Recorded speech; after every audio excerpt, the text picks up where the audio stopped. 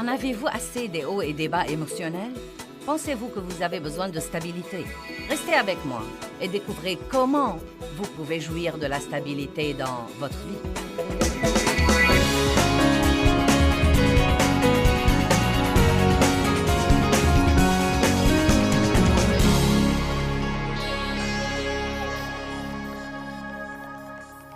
Je veux vous parler ce soir de vous libérer de votre pensée trompée. J'ai essayé d'enseigner sur la pensée ce week-end et de changer la pensée et de la renouveler.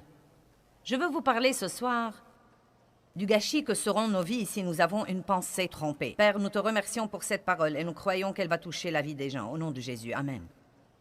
Deutéronome 11:16 dit « Gardez-vous de vous laisser tromper par votre cœur et par votre pensée. » Abdias 1:3 dit « L'orgueil de ton cœur ou de ta pensée t'a égaré. » Maintenant, l'orgueil vous fait croire que vous ne serez jamais trompé. Et c'est une chose dangereuse, car Matthieu 24 dit que nous devons prier continuellement pour ne pas nous égarer, parce qu'il y aura sûrement beaucoup de tromperies et de mensonges dans les derniers jours. Je plains aujourd'hui les gens qui n'ont pas une foi solide en Christ, parce qu'il y a tant d'hérésie en ce moment et tant de théologie de compromis que ça représente un vrai challenge, un vrai défi pour les gens qui ne savent rien, de décider à quoi ils sont vraiment censés croire. Nous devons prier pour que les gens qui se heurtent à la vérité comprennent la volonté de Dieu à leur égard. Il y a différentes choses qui peuvent nous tromper. Les choses peuvent nous tromper. Elles peuvent facilement se présenter comme étant beaucoup plus importantes qu'elles ne le sont vraiment. Comme je l'ai dit dans un enseignement, si vous croyez que les choses sont importantes, allez dans un entrepôt de chiffonniers ferrailleurs et rendez-vous compte que ces trucs étaient le rêve de quelqu'un. C'est possible que quelqu'un ait perdu sa famille à cause de certains des trucs dans cet entrepôt ou perdu leur santé à cause de certains des trucs dans cet entrepôt. Nous ne devons pas donner trop d'importance aux trucs parce qu'ils vont et viennent, mais ils ne sont vraiment pas notre vie. Nous pouvons en jouir, mais nous ne devons pas les laisser nous tromper et commencer à croire qu'ils sont plus importants qu'ils ne le sont vraiment. Nous nous trompons à propos de notre importance. Nous pouvons penser plus de bien de nous-mêmes qu'il ne le faut. Eh bien, dès que vous faites ça, vous allez commencer à maltraiter les autres. Si vous croyez que vous êtes meilleur que les autres, vous allez sûrement les mépriser. Il y a donc différentes façons dont vous pouvez vous tromper. J'ai enseigné cette année une série sur la tromperie, mais il y a une chose particulière dont je veux vous parler ce soir, quelque chose que vous n'avez jamais considéré comme de la tromperie. Mais je crois que pousser une bonne chose un peu loin peut aussi devenir de la tromperie. Vous ne le croiriez pas parce que vous pensez, eh bien, si c'est bon, plus j'en fais, mieux c'est. Mais ce n'est pas nécessairement vrai. Le premier verset que je voudrais que nous étudions est 1 Pierre 5:8. Quand vous vous trompez, cela veut dire que vous croyez une chose qui n'est pas vraie. Mais puisque vous la croyez, elle devient votre réalité. Priez pour ne pas tomber dans la tromperie. 1 Pierre, chapitre 5, verset 8 est un verset que j'aime beaucoup et que Dieu m'a montré dans tous les débuts de ma vie avec lui. Et je crois qu'il m'a été très, très, très utile. Je dis souvent aux gens, non mais que je n'ai pas beaucoup de dons exceptionnels, je parle et je fais ça très bien. Je suis une bonne communicatrice, mais je crois qu'une des meilleures choses en ma faveur, c'est que j'ai beaucoup de bon sens. C'est incroyable. Vous savez, le bon sens est parfois meilleur que l'instruction. Le bon sens seul, le bon vieux bon sens. La Bible dit « Soyez bien équilibrés ». Dites tous « bien équilibrés ». Que veut dire être bien équilibré? Cela veut dire faire assez de quelque chose, mais ne pas en faire trop. En faire assez, mais ne pas en faire vraiment trop. Car ne pas faire assez de quelque chose est mauvais. Mais si vous allez toujours à l'extrême et que vous en faites trop, cela peut vous attirer autant d'ennuis que si vous ne l'aviez pas du tout fait. Et je trouve que la chair est très, très excessive. Elle est très excessive.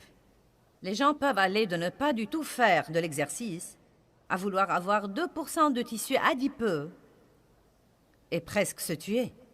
Nous allons vraiment d'extrême en extrême. Et une des choses dont Dieu a parlé à mon cœur il y a longtemps, c'est que l'excès est le terrain de jeu du diable. Pensez-y un peu. Bon sang, c'est une zone où l'ennemi peut entrer si nous devenons excessifs dans quelque chose. Soyez donc bien équilibrés, car votre adversaire, le diable, rôde comme un lion rugissant, cherchant qui il dévorera. Résistez-lui et soyez fermes dans la foi. Il y a beaucoup de messages différents là dans 1 Pierre, mais le seul dont je veux vous parler ce soir, c'est de tâcher d'avoir l'équilibre dans votre vie. Et donc, je vais vous parler de plusieurs domaines où je crois vraiment que les gens peuvent devenir très excessifs et pourtant croire en même temps qu'ils sont très spirituels. Par exemple, je crois qu'une personne peut être excessivement spirituelle. Vous dites, que veux-tu dire par là? Eh bien, quelqu'un qui essaye de créer un contexte spirituel pour toute chose va devenir bizarre. La Bible dit que nous devons renouveler nos pensées. Certains la lisent mal et croient en fait qu'elle dit que nous devons enlever nos pensées. Vous ne perdez pas votre cervelle et vous ne perdez pas votre bon sens quand vous êtes régénéré et quand vous avez une relation avec Dieu. Être spirituel ne veut pas dire que vous êtes en train de flotter sur un nuage tout le temps et que tout dans la vie devient essentiellement spirituel. Il y a dimanche, mais il y a encore lundi, mardi, mercredi, jeudi, vendredi, samedi, dimanche, lundi, mardi, mercredi. Vous devez gagner votre vie. Vous devez vous entendre avec les gens. Vous devez payer vos factures. Vous devez nettoyer votre maison. Et vous ne devez sûrement pas parler partout le langage chrétien avec tous ceux que vous connaissez et leur donner l'impression que vous êtes fous. Comment est-ce que quelqu'un peut être trop spirituel? Eh bien, d'abord, il commence à négliger les aspects naturels de la vie quotidienne. Par exemple, peut-être qu'il prie beaucoup, mais il compromet sa santé. Vous ne voulez pas que je m'embarque là-dedans. Mais c'est pathétique ce que les gens abusent de leur corps. Ils ne dorment pas, ils mangent mal la plupart du temps, ils ne boivent pas assez d'eau, ils ne prennent pas soin d'eux-mêmes, ils ne font jamais de l'exercice et se sentent mal tout le temps. Je vais prier pour un miracle. Et il y a trop de ces trucs-là. Il y a des gens qui ne font pas ce qu'ils devraient faire et ensuite prient Dieu d'arranger les choses. Nous sommes les associés de Dieu et il nous mène et nous montre ce que nous devons faire. Dieu guérit les gens, mais il dit aussi « allez et ne péchez plus ». Et donc, pendant que vous recevez la guérison et l'exaucement et la délivrance de Dieu, apprenez une nouvelle façon de vivre. Ne faites pas la même chose stupide à n'en plus finir et ne vous attendez pas à un résultat différent. Allez maintenant, j'ai beaucoup de choses à dire ce soir et peu de temps pour les dire. Faites donc comme si vous compreniez vite. Combien d'entre vous savent que j'ai raison? Vous vivez stupidement, et vous sortez et vous utilisez vos cartes de crédit, et quand vous les épuisez, vous en prenez une autre. Vous l'épuisez, vous en prenez une autre. Vous vivez bien au-delà de vos moyens, et ensuite, vous allez à un service d'annulation de dette, et vous vous attendez à un miracle. Non, ce que vous devez faire, c'est de vous discipliner, de payer vos factures, et de ne pas dépenser excessivement. Commencez à mettre de l'argent de côté. Arrêtez d'acheter tout à crédit et apprenez à payer comptant pour quelques trucs. Patientez un peu et attendez pour acheter quelques trucs. Peut-être que ce n'est pas trop passionnant ce soir, mais ça va vous aider. Les gens comme ça, leur conversation avec les autres est excessivement religieuse. Ils n'ont pas assez de bon sens pour savoir, pour discerner à qui ils parlent. Maintenant, si je suis avec quelqu'un qui est sur la même longueur d'onde que moi, je peux lui parler d'une façon différente de celle de parler avec quelqu'un qui n'est pas chrétien, ou qui est un nouveau chrétien, ou qui est d'un certain milieu religieux et qui ne va pas comprendre beaucoup de choses que je dis.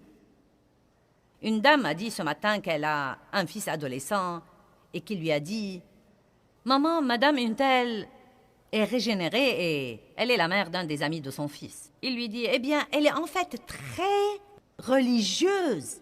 Il dit quand elle ne parle que de la Bible et de Dieu et le Seigneur soit loué. Elle lui dit, crois-tu que je sois comme ça? Il lui dit, non, non, non, tu n'es pas comme ça. Vous voyez, la première chose que cet adolescent a remarqué, c'est qu'elle poussait la chose un peu loin. Elle a probablement de bonnes intentions. Elle est excitée de ce que Dieu a fait dans sa vie. Et elle veut juste le raconter à tout le monde. Mais vous savez, il vaut mieux parfois pour montrer quelque chose aux gens, de prendre un peu de temps, d'investir du temps et de les laisser voir que vous êtes différents, plutôt que d'essayer de leur caresser les oreilles avec la parole de Dieu.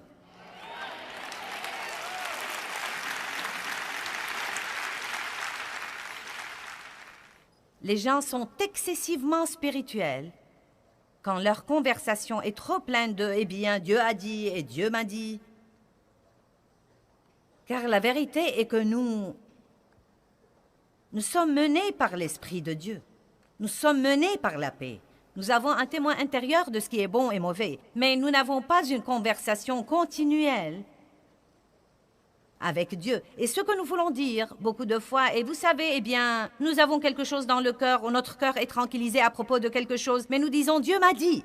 Et les gens qui ne comprennent pas ça se demandent « Pourquoi Dieu ne me parle-t-il pas ?» Et pas seulement ça, si vous voulez la vérité, bien de fois, c'est vous qui vous le dites et non pas Dieu. Et vous vous dites souvent ce que vous voulez écouter.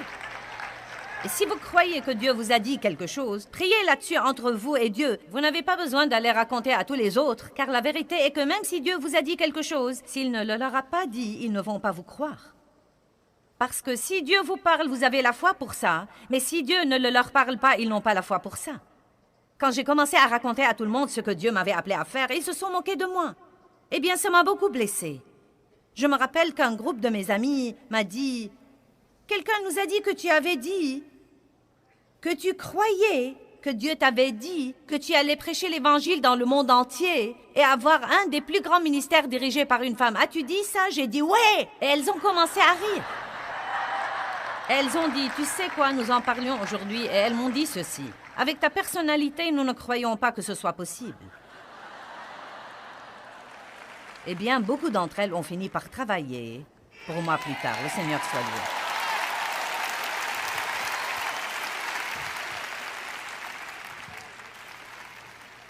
J'ai dû surmonter beaucoup de ces trucs aussi. Nous avons de bonnes intentions. Mais j'essaye de m'exercer à dire, vous savez, Dieu m'a mis ça dans le cœur. Je crois que c'est comme ça que Dieu me mène. Et plutôt m'éloigner de ces trucs qui donnent en fait aux gens l'impression que vous êtes plus spirituel et que vous les dépassez tellement qu'ils ne pourraient jamais être comme vous ou avoir ce genre de relation avec Dieu. Peut-être que certains n'aiment pas ce que je dis parce que vous aimez plutôt être ce genre de personne. C'est dur d'aller raconter à tout le monde que Dieu vous a dit quelque chose et qu'il s'avère par la suite que Dieu ne vous l'a pas dit et vous vous démenez pour faire que ça se produise. Quelqu'un est passé par là, a fait ça? Moi? C'est dur.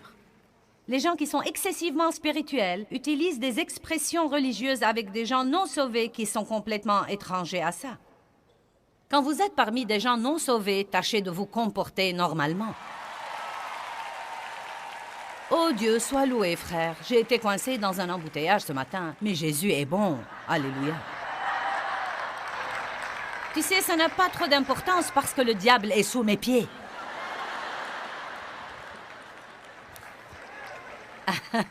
J'ai dû vraiment relire et réviser mes livres et changer quelques trucs. Vous savez, parce qu'il y a des expressions que j'utilisais auparavant qui rendaient les gens vraiment complètement perdus. Je vais tasser des coups sur la tête du diable. Vous savez, il y a des moments où je pense, on écrit un livre pour des nouveaux croyants et ils finissent par être exposés à une nouvelle langue étrangère à eux. Vous n'êtes pas censé être dingue pour être chrétien. Vous n'êtes pas censé manger des céréales colorées au petit déjeuner et vous comporter comme ça.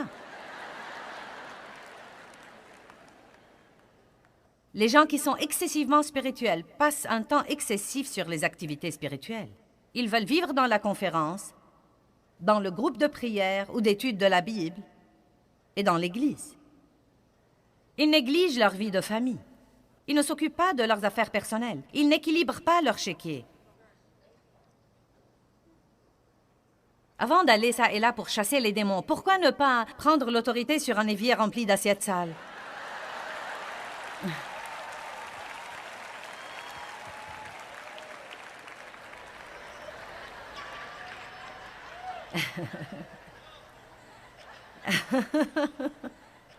Vous savez où j'étais quand Dieu m'a appelé? Je faisais mon lit. Vous n'êtes pas censé faire quelque chose de spirituel pour que Dieu vous parle. En fait, je crois parfois que cela ferme la porte à Dieu. Je faisais mon lit en écoutant une bande. Non, mais l'Esprit de Dieu a jailli en moi et Dieu m'a appelé à faire ça. Vous savez comment j'ai expérimenté cet appel? J'ai ressenti un désir tellement irrésistible. Et ça ne m'a jamais quitté.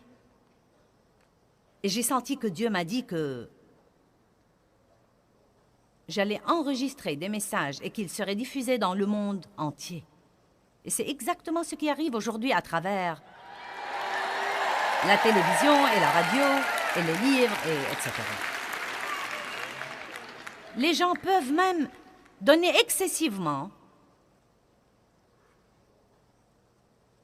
à tel point qu'ils ne pourvoient pas aux besoins de leur famille. Mon père avait de l'amertume dans son cœur parce que son père était un de ces types excessivement spirituels. Mais il était aussi méchant qu'un serpent à la maison.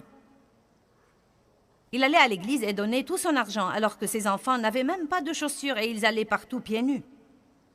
Et il faisait le religieux puis traitait tout le monde à la maison comme des chiens. Et je crois qu'à cause de ça, c'était une des raisons principales pour lesquelles mon père est devenu amer et son cœur s'est ouvert à beaucoup de mauvaises choses et il a fini par abuser de moi et gâcher la vie de mon frère et faire du mal à ma mère et à un tas d'autres personnes. Et finalement, Dieu merci, à l'âge de 84 ans, il a accepté le Christ, mais il avait gâché toute sa vie. Cela aurait pu complètement changer si son père avait un certain équilibre.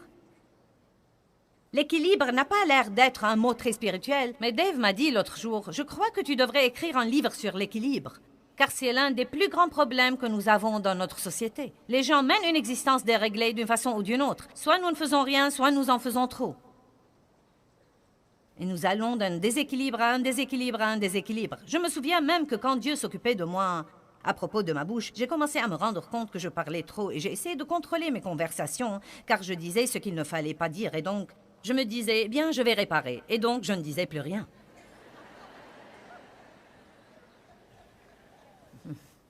Allez maintenant. Vous pouvez même, vous savez, payer la dîme et donner des offrandes est bon, mais vous devez aussi être responsable et vous occuper de votre famille. Vous savez, les gens peuvent commencer à croire que Dieu leur parle et ils font les choses les plus bêtes, les plus stupides, et je les plains parce qu'ils croient vraiment que Dieu leur parle. Vous pouvez tellement vous égarer si vous avez un esprit d'erreur. Vous vous trompez tellement que vous croyez que Dieu vous dit des choses qu'il ne vous dit pas du tout. Non, mais les choses auxquelles nous faisons face, parce que les gens perdent l'équilibre, et cela les ouvre à toutes sortes de trucs bizarres. Mais ils s'égarent tellement qu'ils croient vraiment que c'est de Dieu. S'il vous plaît, ne laissez pas votre pensée vous tromper. Si tous ceux que vous connaissez vous disent que vous vous comportez bizarrement, vous devez peut-être prier là-dessus au moins.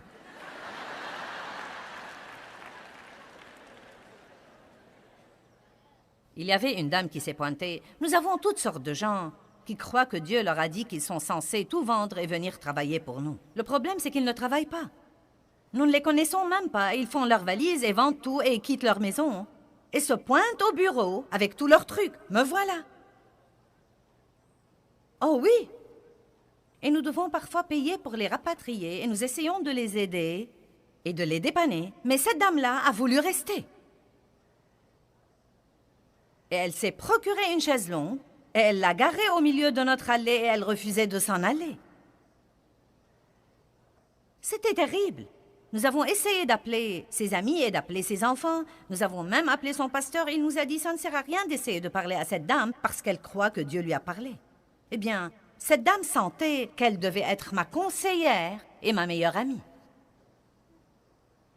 Et vous savez, cela semble drôle, mais c'est triste. C'est triste. C'est vraiment triste. Et la dame aimait Dieu. Elle aimait vraiment Dieu. Mais on peut toujours vraiment s'égarer. Allez maintenant, ayez un peu de bon sens. Amen. Vous n'êtes pas censé être dingue pour être chrétien. Payez vos factures, nettoyez votre maison, soyez gentil avec les gens. Oui, étudiez la Bible et priez et allez à l'église. Mais ne soyez pas tellement spirituel que personne ne peut s'adresser à vous et vous parler ou ne sait même pas communiquer avec vous sous quelque forme que ce soit. L'apôtre Paul dit dans la lettre aux Romains, « J'ai appris à devenir toute chose pour tous. » Et je crois que nous devons, si nous sommes vraiment spirituels, nous devons savoir si la personne à qui nous parlons n'est pas prête pour ça.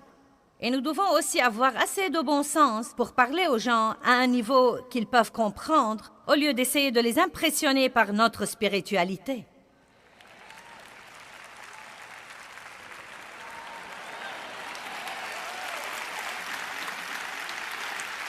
Regardons 1 Timothée 5:8.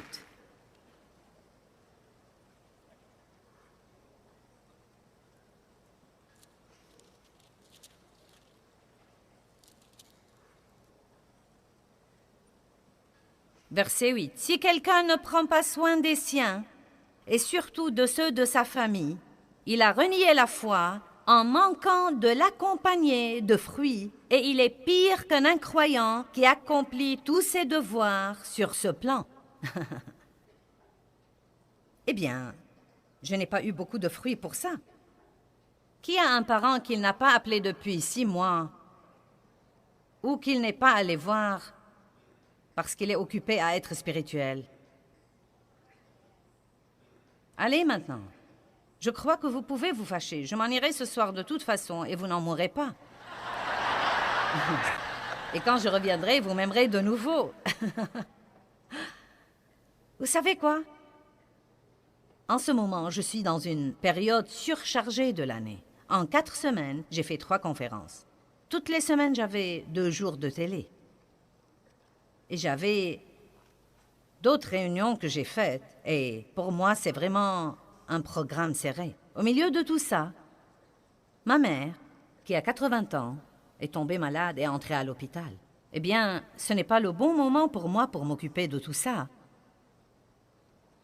Mais quand je rentrerai ce soir, chez moi, aux alentours de minuit, demain sera la première journée libre que j'aurai depuis longtemps et la seule que je vois venir pour quelque temps.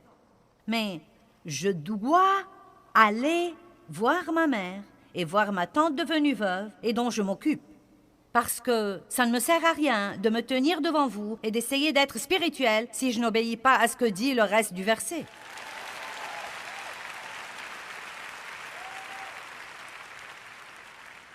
C'était si libérant pour moi d'arrêter de partager ma vie entre les choses spirituelles et les obligations. Quand je me suis rendu compte que c'était de la piété d'aller visiter et de m'occuper de mes parents âgés, que c'était de la piété de garder ma maison propre, que c'était de la piété d'équilibrer mon chéquier bancaire. Ces choses aussi sont de la piété. Combien d'entre vous sont d'accord qu'il y a des gens qui jettent tout ça par la fenêtre car ils ne veulent être que spirituels? Cela devient excessif et cause des problèmes.